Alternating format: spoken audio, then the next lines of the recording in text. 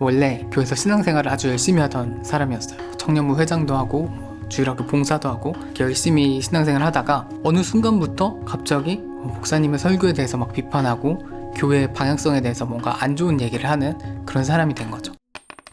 홍동우 목사님의 이제 교회답지 않아 다투는 우리 책인데 최근에 굉장히 인상 깊게 읽은 책입니다. 책의 내용을 조금 소개를 해드릴게요. 뭐가 교회답지 않은지 이렇게 세 파트로 나눠져 있습니다.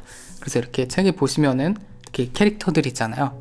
그래서 세 명의 캐릭터가 등장을 해요. 이 세 캐릭터가 겪었던 어떤 교회답지 않은 모습, 그래서 일어났던 어떤 분쟁들에 대한 내용이 이제 책의 내용이거든요. 먼저 여기 가운데 있는 이 청년, 김호준 청년입니다. 실제 인물은 아니고 이제 가상의 인물인데 30살의 김호준 청년이 있는데, 이 청년은 가르침이 교회답지 않아서 교회에서 이제 조금 분쟁을 일으키는 그런 캐릭터예요.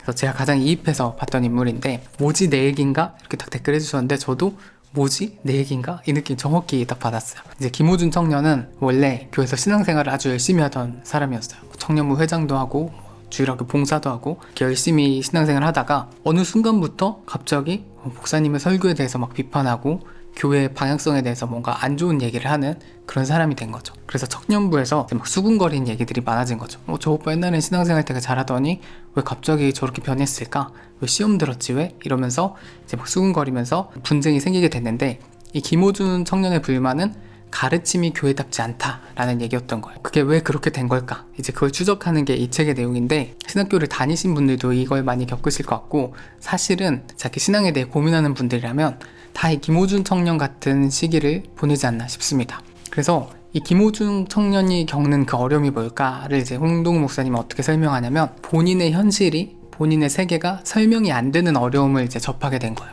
그러니까 과거에는 교회에서 설교를 듣고 그대로 신앙생활하면 모든 게 다 이렇게 딱 해명이 되는 세계에 살았어요. 그러니까 예를 들면 교회 열심히 다니면 인생이 잘 풀린다든지, 뭐 마음이 평안하다든지, 인풋과 아웃풋이 딱 맞는, 그러니까 콩 심은 데 콩 나오고 팥 심은 데 팥 나는 그런 삶을 살았던 거죠. 그런데 어느 날부턴가 콩 심어도 콩이 안 나는 이제 그 현실을 마주하게 된 거죠. 그래서 이걸 이제 욥기와 연결해서 설명을 하시는데, 욥은 잠언의 세계를 살던 사람인데, 순종하면 복을 받고 불순종하면 벌을 받는, 딱 그 잠언의 어떤 창조신앙에 대한 이야기, 아니면 뭐 신명기적인 교훈에 따라서 이렇게 삶을 살던 사람인데, 어느 날 내가 순종을 해도 저주를 받는, 그러니까 고난이 찾아오는 현실을 마주하게 된 거죠. 그래서 뭐 가족들도 죽고 재산도 다 잃고 자기 몸에 병도 나고, 이게 욥이 처한 상황이잖아요. 그러니까 욥은 자기의 현실이 더 이상 과거의 신학으로는 해석이 되지 않는, 설명이 되지 않는 그 현실을 마주하게 된 거죠. 욥이 겪었던 이 어떤 어려움, 가장 큰 어려움은 어떤 그냥 고난이 찾아왔다가 아니라 왜 나에게 고난이 찾아왔는지 도무지 이해가 안 된다. 내가 지금까지 알던 세계, 잠언의 세계에서는 이런 이유로 이제 복을 받고 이런 이유로 벌을 받고, 이게 너무나 명확한 세계였는데, 지금 내가 마주한 현실은 그걸로 설명이 안 되는, 전혀 내가 모르는 세계에 딱 들어가게 된 거죠.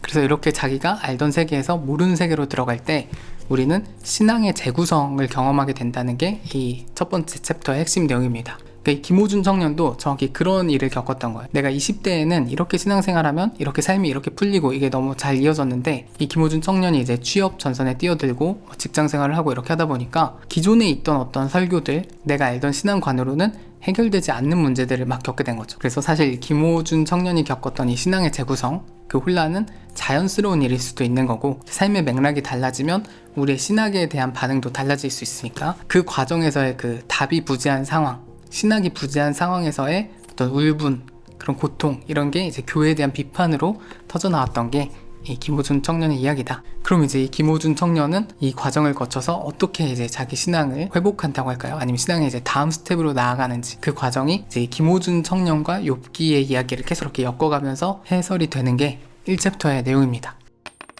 저 같은 경우에는 한 올해 초부터 해서 계속 신학에 대해서 계속 회의적인 생각을 가지고 있었습니다. 그러니까 신학이 뭐 잘못됐다, 필요 없다 이런 건 아니고, 제 스스로 그러니까 슬럼프 같은 구간이었던 것 같아요. 그러니까 신학을 내가 이렇게 오래 했는데 제가 별로 성장하는 것 같지도 않고, 오히려 더 고민은 깊어지고 더 혼란스러워지고, 이게 좀 힘들었거든요. 그러니까 제 주변에 이렇게 신앙 오래 하시는 분들을 보면 더 명료해지는 분들도 계신 것 같아요. 그래서 내가 교회를 20년 다녔더니 이제 더 뭔가 뚜렷이 보인다, 이제 내가 복음이 뭔지 알겠다, 이렇게 막 뭔가 더 구체적인 뭔가를 이렇게 막 잡으면서 가는 분들도 있는 것 같은데, 저를 이렇게 생각해보면 저는 신학교 1학년 때 딱 들어와서 도대체 이게 뭐지? 엄청 혼란스러웠고, 2학년 되니까 와 이건 진짜 뭐지? 그래서 더 혼란스러워졌고, 이렇게 유튜브까지 하면서 굉장히 오랜 시간 신학을 했잖아요. 근데 더 모르겠는 거예요. 진짜 모르겠다. 진짜 신학이 뭔지도 모르겠고 삶이 뭔지도 모르겠다라는 게 너무 저의 이제 주된 어떤 반응이 됐어요. 이런 신앙이나 삶을 딱 대할 때 그런 상황에 있으면서 왜 나만 이렇게 모를까, 나만 이렇게 신앙에 대해서 뭔가 모르겠는 느낌이 커져갈까, 내가 신학을 좀 잘못하고 있나, 뭐 이런 여러 가지 고민들 속에 있을 때 그때 저에게 도움을 줬던 책이 한 2-3권 정도가 있는데, 그 중에 한 권이 이 책입니다. 이 책에 이제 김호준 청년의 이야기를 딱 읽으면서 내가 지금 겪고 있는 게 신앙의 재구성이구나 라고 저의 현실이 해석이 되는 어떤 그 언어를 발견한 거죠. 사실 이게 그렇게 잘못된 길은 아닐 수도 있겠다. 누구나 다 겪는 여정이고, 나도 이 과정에서 뭔가를 계속 배워가면서 어쩌면 우리의 신앙의 여정이라는 게 계속해서 어떤 재구성되는 그 과정 가운데 있겠구나, 그 길 가운데 있는 거겠구나, 이런 걸 좀 느끼면서 되게 위로가 되기도 하고 계속 신학을 할 수 있는 어떤 용기를 좀 얻게 됐던 그런 챕터의 내용이었습니다. 그래서 이제 홍 목사님이 저희 채널에 한번 출연해 주시기로 했는데, 여러분들이 이 책을 읽고 혹은 지금까지 이제 제 이야기를 듣고 홍 목사님한테 질문하고 싶은 것들 있죠.